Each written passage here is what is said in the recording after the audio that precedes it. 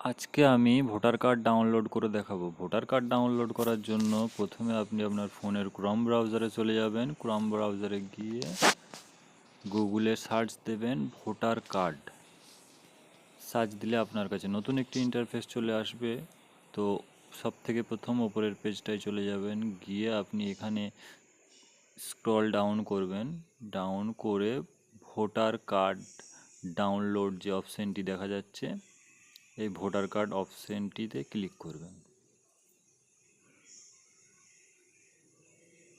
Click করলে আপনার কাছে এরকম একটি নতুন ইন্টারফেস চলে আসবে। এখানে এপিক নাম্বার দিয়ে স্টেট সার্চ করবেন। সার্চ করলে আপনার কাছে আপনার যে কন্ট্যাক্ট নাম্বার, সেই নাম্বারে একটি ওটিপি আসবে। ওটিপিটা সাবমিট করে ভেরিফাই করলে আপনার কাছে ডাউনলোড অপশান শো হয়ে যাবে। তো আপনি ডাউনলোড করে নেবেন। ডাউনলোড করে গুগল যে ড্রাইভ আছে সেইটাতে আপনি ওপেন করবেন।